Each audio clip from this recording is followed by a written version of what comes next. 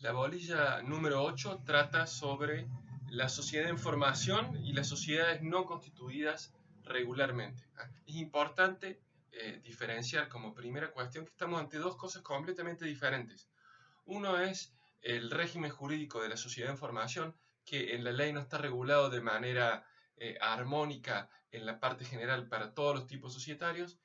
Hay algunas normas en las sociedades anónimas, el artículo 183 y 184, y en la parte general está el artículo 38, ya lo vamos a leer, pero la doctrina entiende que esas normas se aplican analógicamente para todos los tipos sociales. La sociedad en formación la podemos definir, no es un tipo de sociedad, ¿no? Es, eh, se entiende que la sociedad está en formación desde el momento en que se ha constituido a través de la celebración del instrumento constitutivo hasta que logra su inscripción en el registro público de comercio. Mientras dure ese proceso de constitución que los autores denominan el íter constitutivo, el camino constitutivo, mientras la sociedad esté llevando a cabo ese íter constitutivo y no sea parte del mismo, ya vamos a ver cuál es la diferencia, y no sea parte del mismo, se considera que la sociedad está en formación. O sea, la sociedad está en formación mientras está en su íter constitutivo, camino a ser una sociedad regular y por tanto a requerir que se le apliquen, o el efecto, ya lo vimos, de que una sociedad sea una sociedad regular o la consideramos como una sociedad regular, es que le vamos a aplicar a esa sociedad todos los efectos propios del tipo. Mientras estamos en tránsito de constitución, mientras estamos en el íter constitutivo, la sociedad está en formación, siempre y cuando no nos hayamos apartado del íter constitutivo voluntariamente y hayamos abandonado el íter constitutivo y nos hayamos dedicado a realizar actos propios del objeto social abandonando el íter constitutivo. Eso es importante tener en cuenta porque es lo que nos va a eh, permitir conceptuar cuando estamos ante una sociedad irregular. La sociedad irregular, ya lo vamos a ver más adelante, es aquella que inició su íter constitutivo pero voluntariamente lo abandonó, se apartó. No es que hubo una demora en el íter constitutivo que no pudo completar, sino que mostró desinterés por completar su proceso de constitución y directamente se dedicó a realizar actos propios de su objeto social. Esa es la sociedad irregular. Es una situación en la que se encuentra una sociedad que ha abandonado su íter constitutivo de manera voluntaria. La sociedad en formación, por el contrario, es la sociedad mientras lleva a cabo el íter constitutivo. ¿Cuándo se entiende que se abandona el íter constitutivo o no? ¿Cuándo hay demoras? ¿Cuándo hay voluntad o no de abandonar el íter constitutivo? Una cuestión que eventualmente se determinará desde el punto de vista judicial. Lo valorará un juez en última instancia. Lo importante a tener en cuenta es que tiene que haber un abandono consciente y voluntario del íter constitutivo, ya sea que se exprese de una manera, valga la redundancia, expresa o de manera tácita, pero sí tiene que haber una clara manifestación de voluntad en el sentido de abandonar el íter constitutivo. Mientras no hayamos abandonado el íter constitutivo, la sociedad se considera que está en formación. Vamos a leer qué nos interesa, como dijimos, siendo que no está regulada de manera orgánica para todos los tipos societarios, pero lo que vamos a decir ahora, los artículos 38, 183 y 184, se aplican analógicamente para todos los supuestos. Lo que nos interesa es qué puede hacer la sociedad mientras está en ese proceso de constitución, mientras está transitando el íter constitutivo. Como dijimos, puede ser que el íter constitutivo se demore más o menos. Inspección de personas jurídicas en algunos tipos societarios a través de lo que son las sociedades formulario o la posibilidad de constituir sociedades a través de únicamente llenar un formulario, es más rápido el proceso constitutivo. En algunos otros supuestos me puede demorar varios meses. Y el problema es qué hacemos, qué puede hacer o qué no puede hacer la sociedad durante ese periodo. Vamos a leer el artículo rápidamente, el artículo 38. Los aportes pueden consistir en obligaciones de dar o de hacer, salvo para los tipos de sociedad en los que se exigen, en lo que se exige que consisten en obligaciones de dar. Forma del aporte, esto ya lo hemos leído, el cumplimiento del aporte deberá ajustarse a los requisitos impuestos por las leyes de acuerdo a la distinta naturaleza de los bienes, Inscripción preventiva, ya hablamos de lo que era la discusión, inscripción provisoria, anotación preventiva. Cuando para la transferencia del aporte se requiera la inscripción en un registro, esta se hará preventivamente a nombre de la sociedad en formación. Y los artículos 183 y 184 nos dicen lo siguiente. 183.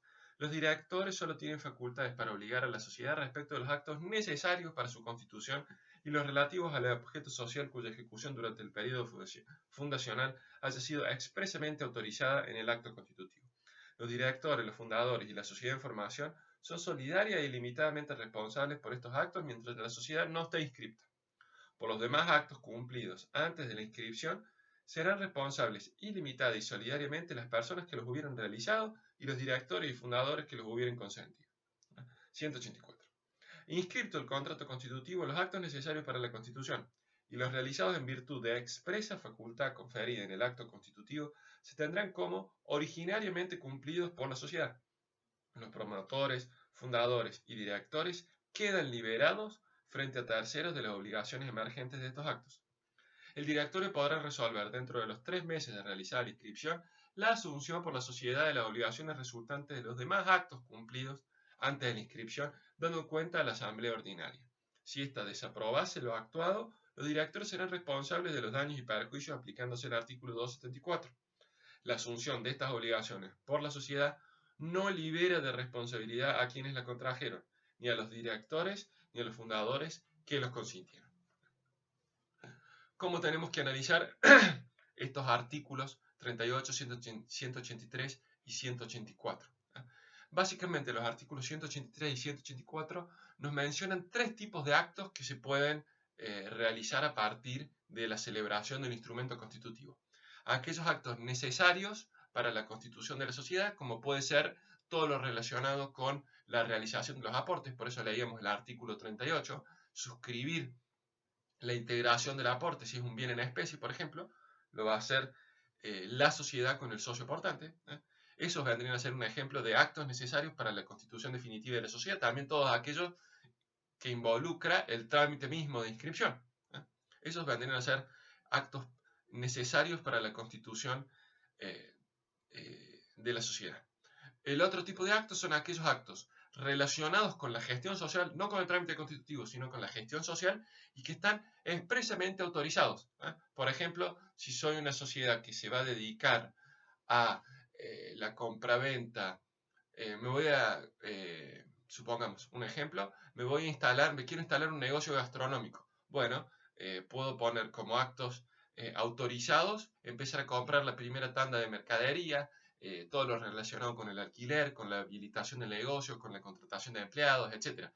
Si no lo hago, entro en la tercera categoría de actos, que son aquellos actos referidos a la gestión, pero que no están expresamente autorizados en el instrumento constitutivo. De ahí que no sea menor la habilidad que tienen que tener los socios y los asesores de los socios, entre ellos los abogados, al momento de celebrar el instrumento constitutivo y eventualmente detallar o no los actos de gestión que expresamente se autoricen para su realización.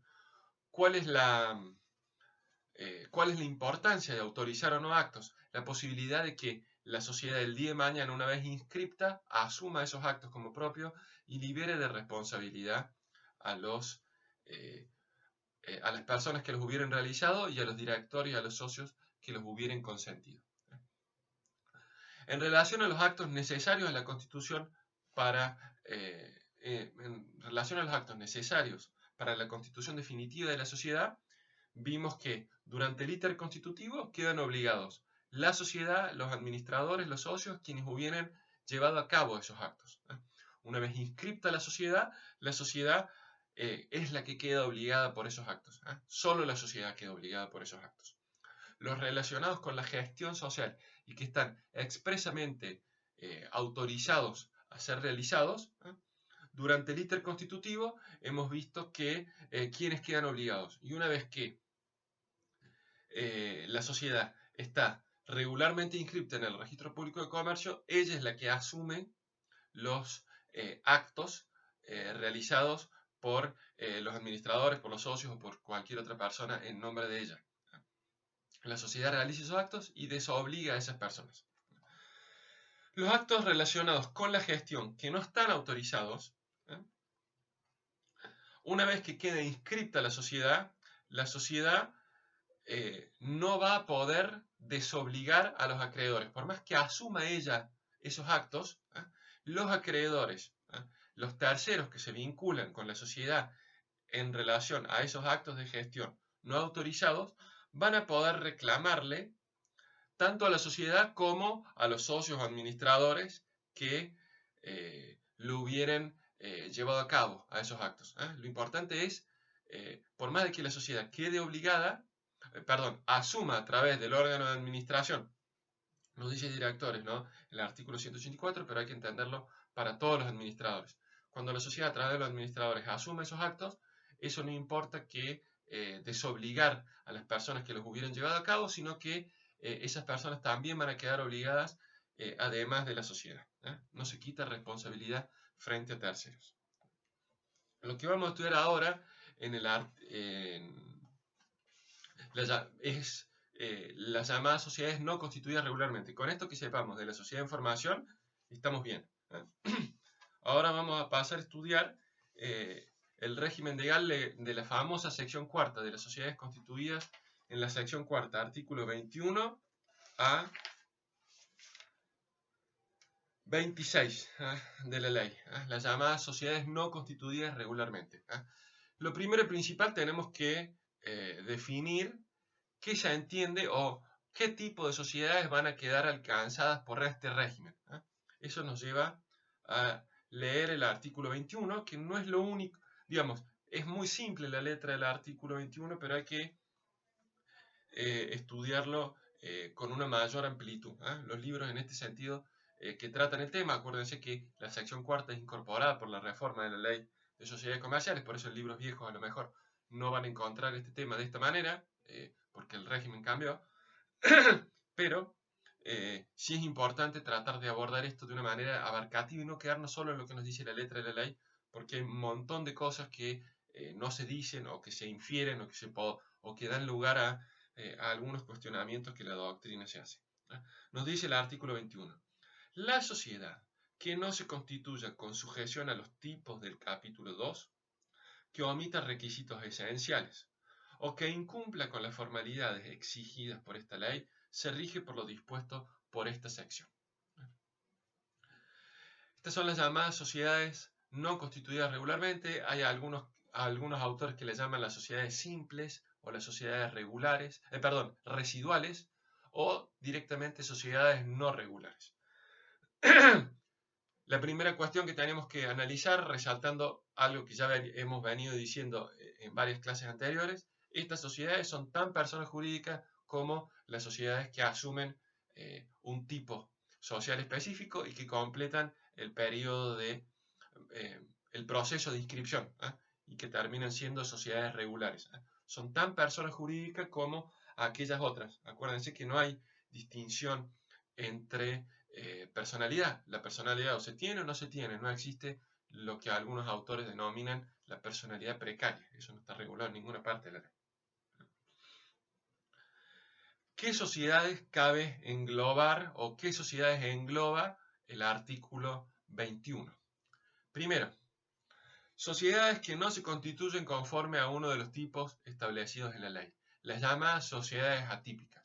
Pensemos en, agarramos y traducimos al castellano el tipo social de la corporation, del derecho norteamericano. Traducimos todo y celebramos un contrato social de esa manera. Claramente una sociedad atípica, una sociedad que no se constituye de acuerdo a los tipos del capítulo 2. Primera cuestión.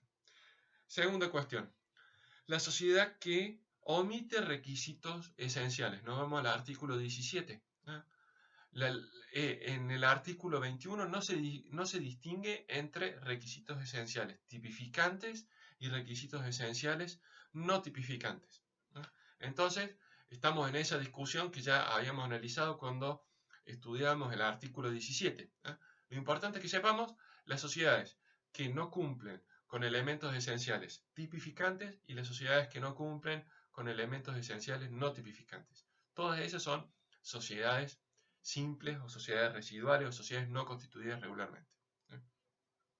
Tercer supuesto que nos dice el artículo 21.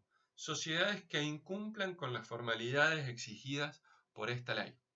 Y acá tenemos una gran discusión doctrinaria en relación a qué debe entenderse con cumplir las formalidades exigidas por esta ley. Eso nos puede abrir un abanico enorme, porque la ley de sociedades está llena de formalidades, y si yo incumplo una formalidad, por ejemplo, no convoco al órgano de gobierno para realizar un determinado acto societario, vamos a decir que esa sociedad es una sociedad irregular porque incumplió alguna de las formalidades exigidas por la ley. La respuesta claramente sería negativa, pero no es clara la terminología de la ley.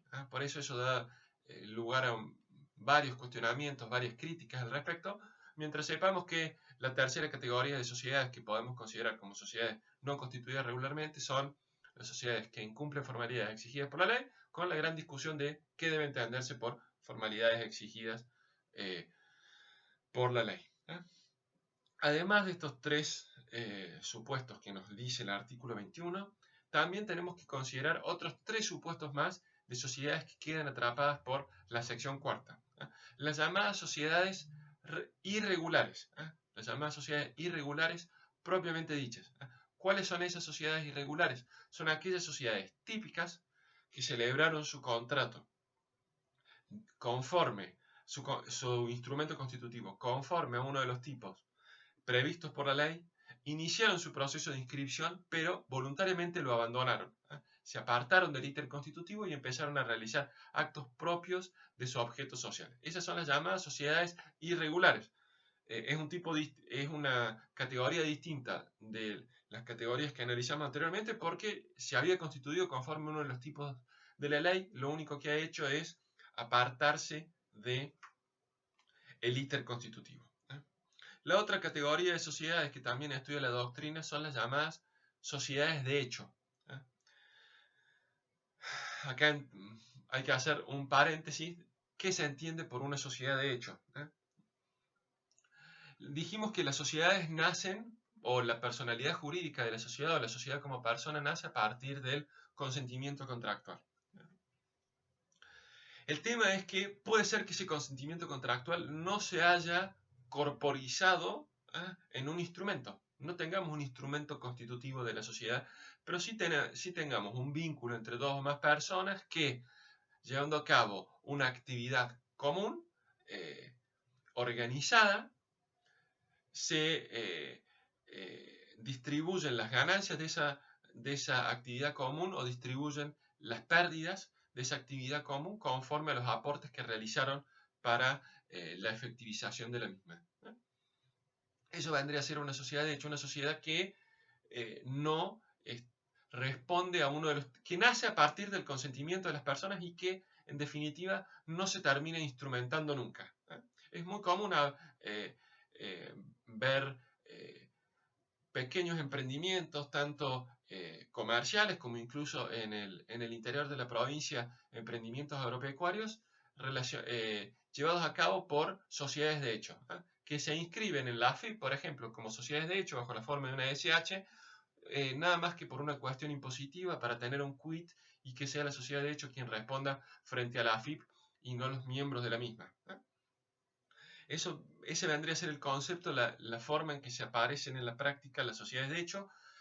Generalmente la gran mayoría son sociedades no instrumentadas, pero existe la posibilidad de que se suscriban, y de hecho es común verlo, contratos de sociedad de hecho. La doctrina diferencia entre sociedades de hecho no instrumentadas, aquellas que no tienen ningún contrato, y las sociedades de hecho instrumentadas, en las cuales los socios redactan un contrato de sociedad de hecho, establecen quiénes son los socios, qué son las obligaciones de cada uno, y de qué se compone la sociedad, el activo social y a qué se va a dedicar, etc. Ese tipo de sociedades también va a quedar atrapado por el artículo 21 y por la sección cuarta de la ley. Y por último, el último supuesto también conceptual que hay que estudiar en relación a qué categoría de sociedades quedan atrapadas en la sección cuarta son las llamadas sociedades civiles.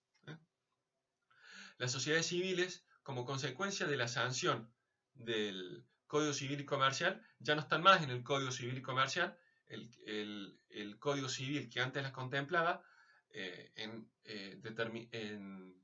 su articulado, ahora el Código Civil y Comercial ya no las contempla. La gran pregunta que se suscita es, ¿qué pasa si yo quiero constituir una sociedad remitiéndome a la organización que tenía la sociedad civil en el Código Civil de Vélez? No habría ningún problema en hacerlo, lo único que sí voy a quedar atrapado por el régimen de la sección cuarta de la ley. Y las sociedades civiles, la gran discusión es qué pasa con las sociedades civiles que siguen existiendo en la actualidad, pero se constituyeron a la luz del Código Civil de Vélez. Supongamos que se constituyeron en 1995. Bueno, esas sociedades siguen siendo igual personas que eran antes y se plantea una discusión sobre qué ley les aplicamos o hasta cuándo le puedo aplicar la sección cuarta y hasta cuándo le podemos aplicar o se van a regir por el funcionamiento que les establecía el instrumento constitutivo en base a la normativa del Código Civil de Vélez. Es una discusión respecto a la aplicación del Código Civil y Comercial y de la nueva ley a las situaciones jurídicas preexistentes, artículo 7 del Código Civil y Comercial. No vamos a entrar mucho en esa discusión. Sí me interesa que sepan que si yo quiero constituir hoy una sociedad que funcione como funciona una sociedad civil, voy a quedar atrapado por la sección cuarta y las sociedades civiles constituidas con anterioridad a la modificación de la ley de sociedades, se discute qué se aplica de la nueva ley y qué se aplica del Código Civil y Comercial al funcionamiento interno de esas sociedades y a la responsabilidad frente a terceros. Con eso que estemos, está bien. Las sociedades no constituidas regularmente, cada vez que necesiten vincularse con terceros, van a tener que acreditar su existencia. Lo mismo si quieren intervenir en un juicio. Van a tener que, ya sea como actores o como demandados, van a tener que probar la existencia de la sociedad. Lo mismo pasa con todas las categorías que hemos visto. Una sociedad de hecho, por ejemplo, que quiere ser demandada, la persona que le quiera demandar va a tener que probar la existencia de esa sociedad de hecho. Y si la sociedad de hecho tiene un reclamo que hacerle a algún tercero, va a tener que no solamente presentarse en un juicio a reclamarle al tercero, sino acreditar la existencia de esa sociedad. El artículo 23 nos dice que la existencia de la sociedad puede acreditarse por cualquier medio de prueba. Incluso por testigos. En ese sentido no hay ninguna prohibición al respecto. Ahora, la doctrina entiende, con razón, que generalmente una sociedad deja algún rastro documental en su vida. Entonces, la prueba principal, más allá de los testigos, debería ser una prueba documental. Prueba que, por supuesto, tiene que ser idónea, convincente y concluyente a los efectos de poder decir, acá tenemos a una sociedad, que es una persona jurídica distinta de la persona de los socios. De ahí la importancia de la prueba. La prueba, por supuesto, le va a corresponder a la persona que le interesa alegar la existencia de la sociedad, ya sea que le quiera reclamar algo o porque la sociedad le quiere reclamar algo a un tercero. La persona que alega la existencia de la sociedad va a tener que probarla, pero la prueba, como dijimos, tiene que ser una prueba convincente, idónea y contundente porque estamos permitiendo la imputación de obligaciones a una persona distinta de la persona de los socios. ¿Qué es lo que involucra la prueba de la sociedad? No solo la prueba de la actividad de la sociedad, no solo de decir yo me vinculé con tal sociedad de hecho que se dedica a tal cosa, sino que voy a tener que probar quiénes son los socios, cómo estaba organizada la sociedad, cómo se manejaba, quién la representaba, por ejemplo, y qué aportes realizó cada socio. Si yo quiero, también la sociedad, si el día de mañana, supongamos el ejemplo de una sociedad de hecho, si yo quiero liquidar una sociedad de hecho, porque ya no me llevo bien con mi socio, porque directamente los socios queremos dejar de ser socios, yo para poder liquidar esa sociedad, Voy a tener que hacer un trámite judicial y para ello voy a tener que acreditar mi calidad de socio, los aportes que yo hice, la calidad de socio del resto de los socios, los aportes que ellos hicieron, cómo estaba organizada la sociedad y a qué actividad se dedicaba, además de todo lo que es el patrimonio social. Todas esas cuestiones son objeto de prueba en relación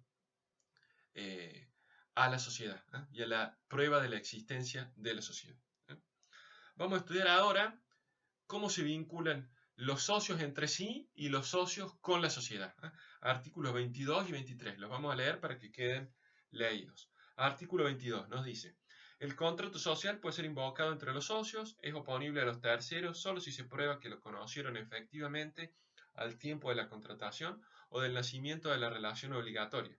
Y también puede ser invocado por los terceros contra la sociedad, los socios y los administradores. Artículo 23. Las cláusulas relativas a la representación, la administración y las demás que disponen sobre la organización y gobierno de la sociedad pueden ser invocadas entre los socios. En las relaciones con terceros, cualquiera de los socios representa a la sociedad exhibiendo el contrato, pero la disposición del contrato social le puede ser opuesta si se prueba que los terceros la conocieron efectivamente al tiempo de nacimiento de la relación jurídica. Hasta ahí leemos el artículo 23. ¿Qué nos dicen estos artículos en lo que hace a la relación de los socios entre sí y de los socios en relación a la sociedad? Nos dice el instrumento constitutivo, autonomía y la voluntad de los contratos tienen efectos entre partes. El contrato constitutivo de la sociedad es oponible entre los socios. Los socios se pueden oponer entre ellos mismos, el contrato social y todas las cláusulas relativas a el gobierno, la organización, la representación y la administración de la sociedad. Eso nos dice el artículo 23. A su vez, el artículo 22 y 23 también regulan lo relacionado con la oponibilidad del contrato o las relaciones entre los socios y la sociedad frente a terceros. Y nos van a decir el contrato constitutivo de la sociedad que era oponible entre los socios es oponible a terceros si yo pruebo que ese tercero tenía conocimiento del contrato al momento de vincularse efectivamente con esta parte, con la sociedad, mejor dicho. Yo le voy a poder oponer al tercero, cosa que el tercero después no diga, no, yo contraté con vos, persona física, y no con la sociedad, y yo le voy a decir, no, mira, vos al momento de contratar conmigo sabías que yo estaba contratando en nombre de la sociedad de hecho o en nombre de esta sociedad atípica, no a nombre personal. En ese caso, la sociedad le está oponiendo el contrato social y las cláusulas relacionadas con la representación de la sociedad a ese tercero. Pero voy a tener que probar que ese tercero efectivamente tenía conocimiento del contrato. ¿Qué es tener efectivo conocimiento? También va a ser una cuestión que se va a dilucidar o estudiar en cada caso concreto, pero será ya responsabilidad de la sociedad cómo acredita que ese tercero tenía conocimiento o no de la sociedad. Lo ideal sería que le deje alguna constancia escrita para tener clara cuál es la prueba. A su vez, si un tercero quiere oponer el contrato social contra la sociedad o contra los socios, también lo va a poder hacer, lo único que va a tener que acreditarlo. Pero es perfectamente válido que el tercero le efectúe un reclamo a la sociedad invocando a la persona jurídica de la sociedad. Lo único que va a tener que hacer es acreditarlo. Dijimos, la representación de la sociedad, cualquiera de los socios, en principio, responde a la sociedad.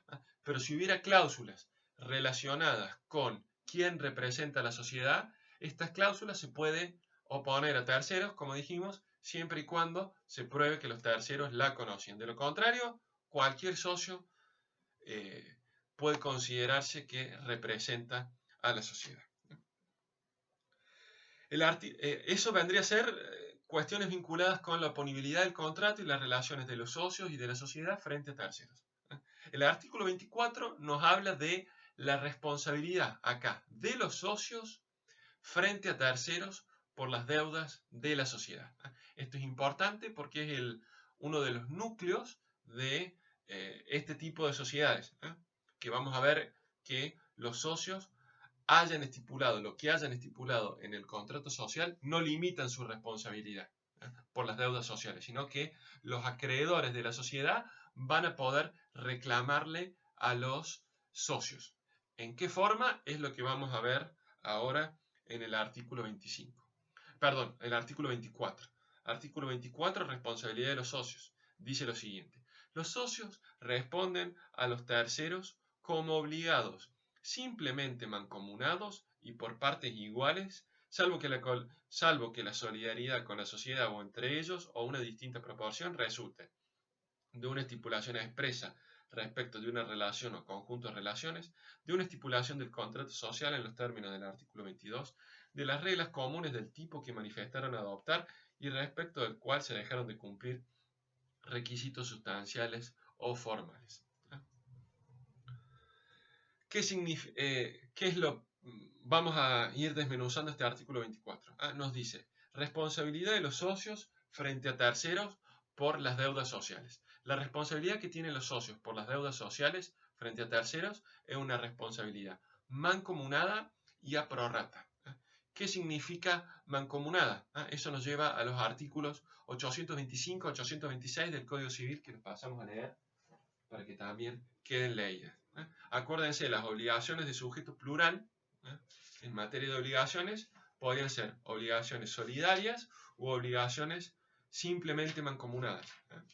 La solidaridad implicaba que el acreedor podía reclamarle el cumplimiento de la obligación a cualquiera de los deudores por un 100%.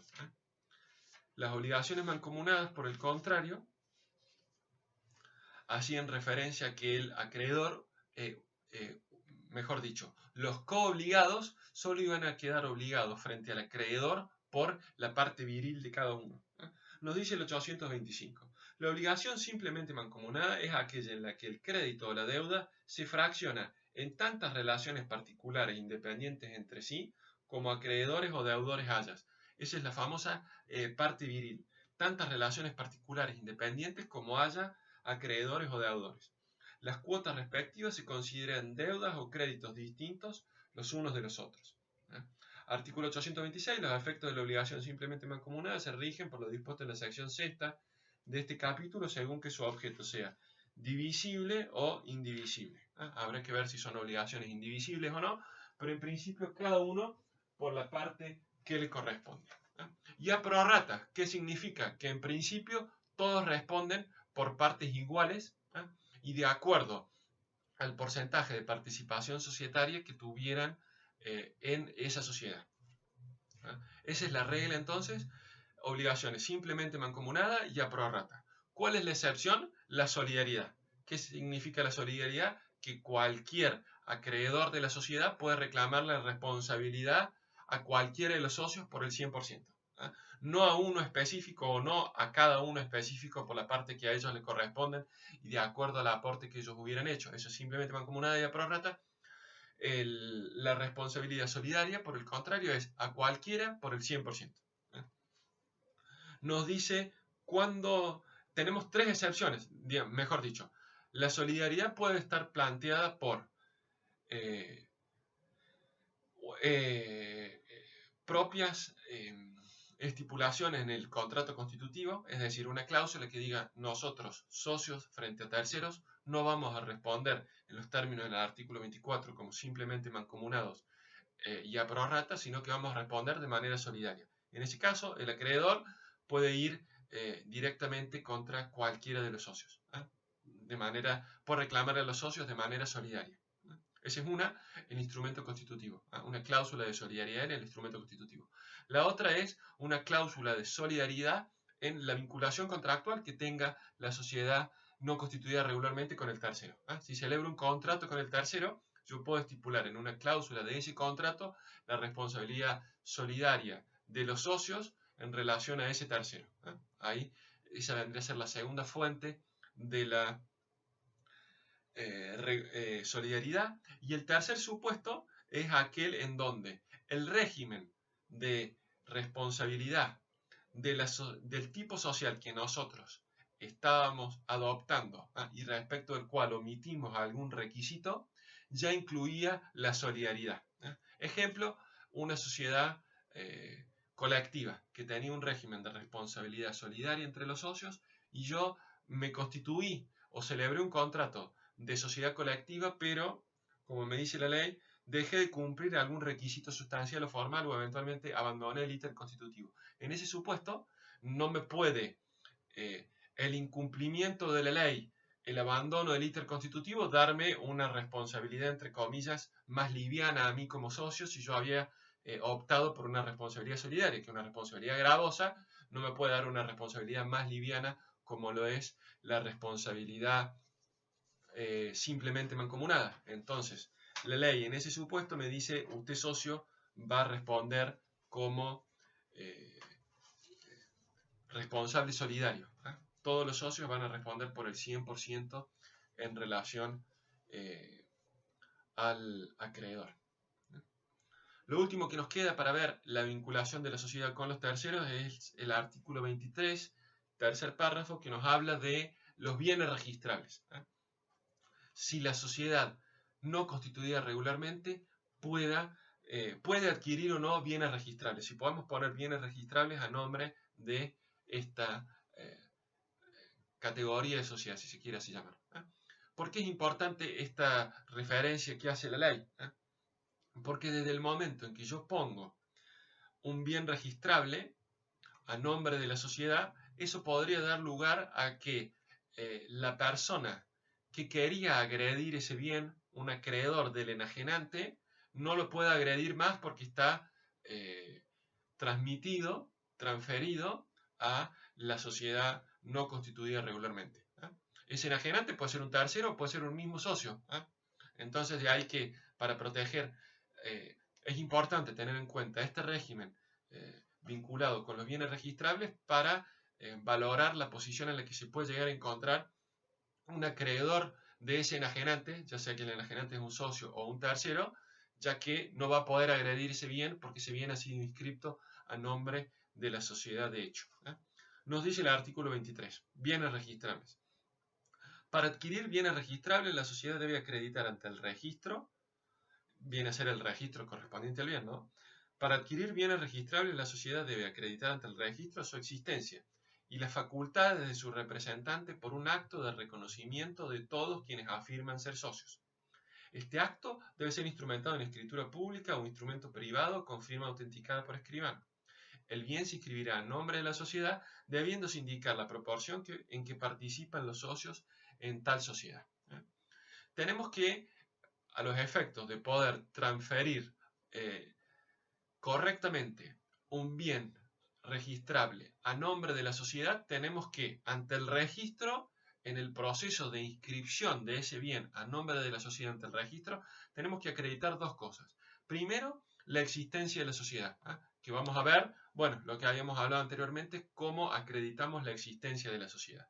Y aparte, porque supongamos que en el contrato constitutivo puede ser que se haya otorgado representación a una sola persona para realizar actos, la ley pretende que la adquisición de bienes registrables por todas estas cuestiones que hemos hablado de protección de los terceros y demás, venga acompañada no solo de la existencia, de la acreditación de la existencia de la sociedad, que lo podría hacer el representante solo, sino que vaya acompañada de un documento específico en donde se establezcan o se delimiten las facultades del representante para llevar a cabo ese acto, con un reconocimiento de todos los socios.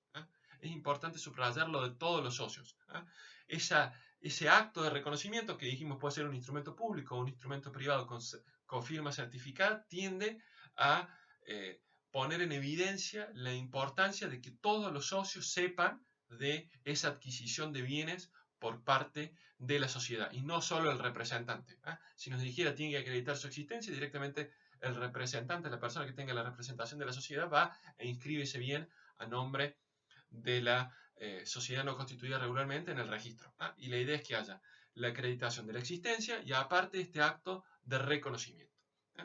Y nos dice la ley, al momento de inscribir en el registro ese bien, en esa inscripción, en donde ya va a constar el bien inscrito a nombre de la sociedad en la matrícula correspondiente, ya sea en la matrícula del inmueble o en la matrícula, por ejemplo, del automóvil o de cualquier otro bien registrable, va a tener que detallarse, además de la existencia de la sociedad de hecho, el porcentaje de participación societaria correspondiente a cada uno de los socios de la sociedad. De ahí que es importante que todos estén suscribiendo ese documento, ese acto de reconocimiento. Lo último que nos queda estudiar es el proceso de subsanación, que está establecido en el artículo 25, y las responsabilidades de los acreedores particulares de los socios en relación a la sociedad, que es el artículo 26. Vamos a ingresar en el tema de la subsanación, que también es un tema que está regulado en el artículo 25, pero hay algunas cuestiones prácticas que no están reguladas y tenemos que ir a ver qué es lo que dice la doctrina, qué es lo que decía en relación al régimen anterior, para ver cómo lo podemos, al régimen que estaba vigente anteriormente con la ley de sociedades, antes de la modificación del Código Civil y Comercial, y cómo aplicamos todo eso a los efectos de poder interpretar el artículo 25 de manera correcta. Lo vamos a dejar leído y después pasamos a explicarlo. En el artículo 25. En el caso de sociedades incluidas en esta sección, la omisión de requisitos esenciales, tipificantes o no tipificantes, la existencia de elementos incompatibles con el tipo elegido, o la omisión de cumplimiento de requisitos formales, pueden subsanar a iniciativa de la sociedad o de los socios en cualquier tiempo durante el plazo de la duración previsto en el contrato. A falta de acuerdo unánime de los socios, la subsanación puede ser ordenada judicialmente en procedimiento sumario. En caso necesario, el juez puede suplir la falta de acuerdo sin imponer mayor responsabilidad a los socios que no lo consienten. El socio disconforme podrá ejercer el derecho de receso dentro de los 10 días de quedar firme la decisión judicial en los términos del artículo 92. Disolución o liquidación. Cualquiera de los socios puede provocar la disolución de la sociedad cuando no medie estipulación escrita del pacto de duración, notificando fehacientemente tal decisión a todos los socios. Sus efectos se producirán de pleno derecho entre los socios a los 90 días de la última notificación. Los socios que deseen permanecer en la sociedad deben pagar a los salientes su parte social. La subsanación es un procedimiento, eso es lo principal que tenemos que tener presente, que haciéndose eco del principio de conservación de la empresa, apunta a que la sociedad salga de esta situación de irregularidad, por más que, como dijimos, es persona igual que las sociedades típicas, ¿no? Pero el proceso de subsanación apunta a que la sociedad no constituida regularmente adopte uno de los tipos previstos por la ley, ya sea que no lo haya adoptado en un primer momento, o que sea una sociedad de hecho, o que haya abandonado su ítem constitutivo. La idea es regularizar la sociedad. Antes se hablaba de regularización de la sociedad, ahora se habla de subsanación. Pero básicamente la idea es la misma. Adoptar uno de los tipos previstos por la ley y lograr constituirse como una sociedad regular. ¿Qué nos dice la ley? Que el procedimiento puede instarse en cualquier momento por cualquier socio. No se requiere ninguna expresión de causa, sino cualquier socio puede iniciar el procedimiento de subsanación. Ese procedimiento puede resultar en un acuerdo unánime de los socios o en un acuerdo no unánime, por mayoría. En este último supuesto, la ley, a diferencia de lo que era la legislación anterior, nos dice el juez puede ordenar, aún en contra de la voluntad de algunos socios, puede ordenar que la sociedad se subsane. E incluso puede imponerle a algunos socios que no querían ser socios que sean socios. Esto es discutido en cuanto a su constitucionalidad. No se discute, los autores no discuten que el juez pueda imponer el acuerdo por más de que no haya habido unanimidad. Si hay mayoría, el juez puede decir, bueno, cúmplase con lo que dispone la mayoría. La gran discusión es obligar a ser socio a alguien que no quiere ser socio. Dice, yo no quiero ser socio de una sociedad anónima. La ley nos dice que el juez podría imponerle, bueno, vos no vas a ser socio de una sociedad anónima, vas a seguir manteniendo una responsabilidad de un socio de una sociedad colectiva. O vamos a transformarnos en una sociedad colectiva, no, yo quiero seguir con la responsabilidad que tenía con anterioridad, quiero seguir teniendo responsabilidad limitada al aporte que yo realizo, y que el juez agarre y le diga, no, bueno, está bien, vos no querés ser socio de esta nueva sociedad colectiva, pero yo te dejo como socio, con responsabilidad limitada, pero te dejo como socio. Esas son las alternativas que nos plantea el artículo 25, que se discuten bastante. Nos quedemos con la idea de acuerdo unánime, no hay ningún problema. Acuerdo unánime,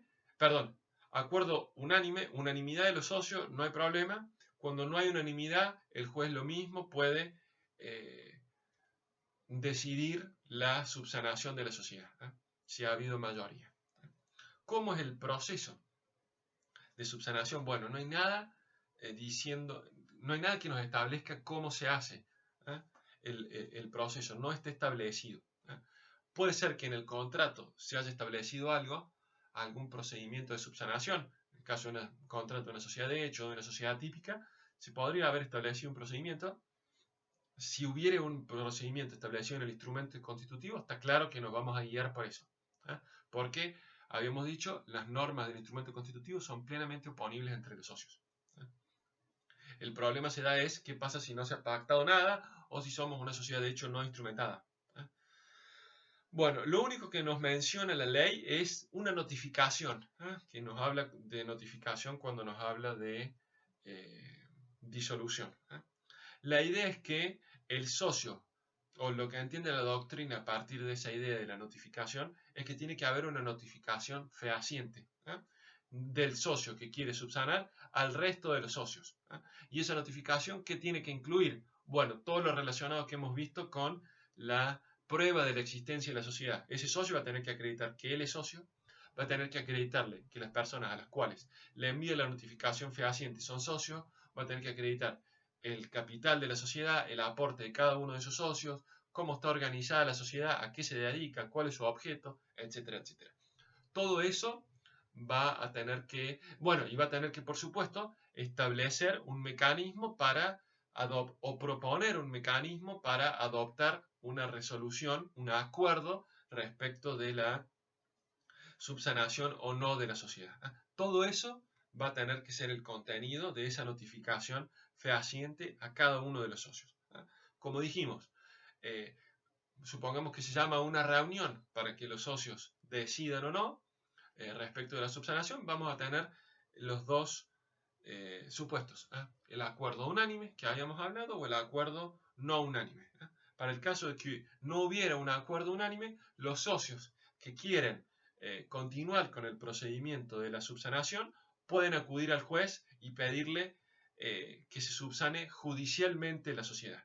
Si hay acuerdo unánime, no va a haber problema. Los socios, siendo que acuerdan todos subsanarse, lo que van a tener que hacer es o retomar el proceso constitutivo que habían abandonado o adecuar la sociedad a los requisitos legales correspondientes y poder regularizarse en el registro público de comercio, iniciar de nuevo o continuar el trámite de inscripción correspondiente al tipo social de que se trate.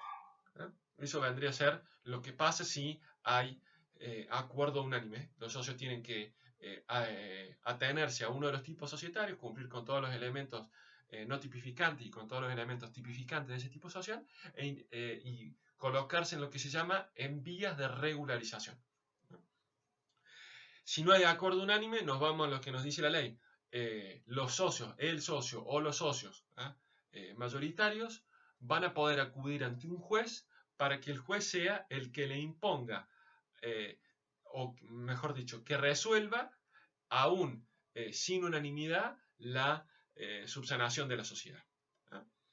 Esto antes en el régimen anterior no pasaba, había o unanimidad o liquidación. Ahora la ley nos permite que no sea necesaria la unanimidad, sino que tenemos unanimidad o no unanimidad, pero sí se permite la subsanación aún si no hay unanimidad.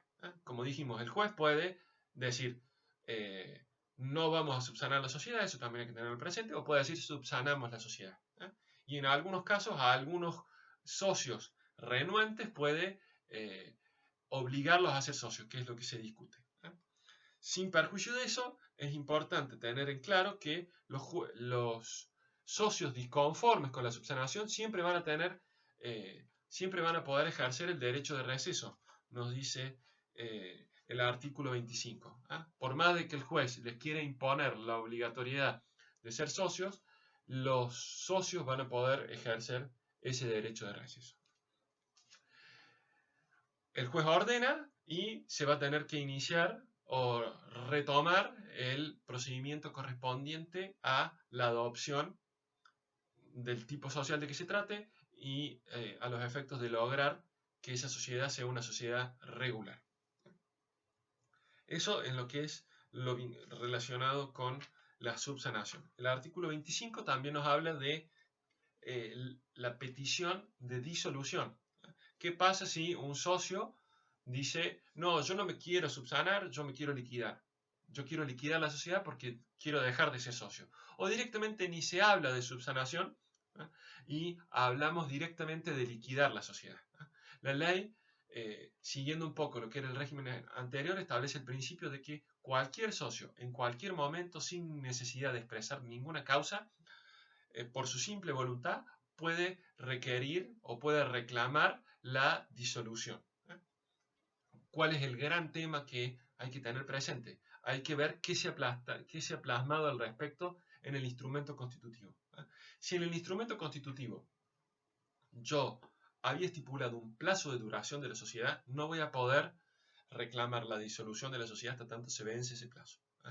En el único supuesto en que yo voy a poder reclamar la disolución de la sociedad no constituida regularmente sin ningún tipo de límite es si no se hubiera establecido un plazo de duración. De lo contrario, siempre voy a quedar obligado por el instrumento constitutivo. Acuérdense lo que habíamos hablado, artículo 22 y 23, las cláusulas del instrumento constitutivo son plenamente oponibles entre los socios. ¿Cómo se inicia el proceso de disolución? De la misma manera en que era el proceso de subsanación, por una notificación fehaciente del socio al resto de los socios. Con, por supuesto, lo que habíamos hablado de la prueba de la sociedad. ¿Qué puede pasar frente al reclamo de disolución? Los socios pueden no decir nada, los socios requeridos, en cuyo caso la sociedad, como bien nos dice el artículo 25, se considera disuelta de pleno derecho. Una cosa es la disolución, otra cosa es la liquidación, ¿no? En caso de que la sociedad, los socios no dicen nada, la sociedad se considera disuelta de pleno derecho y lo que va a restar es iniciar el procedimiento de liquidación, que eso es una liquidación que vamos a tener que llevar a cabo conforme lo establece el instrumento constitutivo eventualmente, y si no establece nada el instrumento constitutivo, vamos a tener que ir a lo que nos dice la ley. Y si no hay mecanismos para designar administradores, vamos a tener liquidadores, vamos a tener que recurrir ante el juez a los efectos de que el juez designe liquidadores y o establezca cómo llevar a cabo el procedimiento de liquidación. Eso vendría a ser la alternativa de cualquier socio pide la disolución, los otros socios no dicen nada, disolución de pleno derecho, procedimiento de liquidación. Eso vendrían a ser los pasos. ¿Qué pasa si hay algunos socios que frente al reclamo de disolución dicen, no, oiga, yo quiero continuar con la sociedad? Bueno, van a poder continuar la sociedad sin necesidad de subsanarla, en cuyo caso la disolución queda sin efecto. Esto también es una particularidad de la ley. No se obliga al socio renuente a liquidar la sociedad a subsanarla, sino que puede seguir con la sociedad como estaba. Lo único que va a poder hacer el socio que quería disolver la sociedad es ejercer su derecho de receso.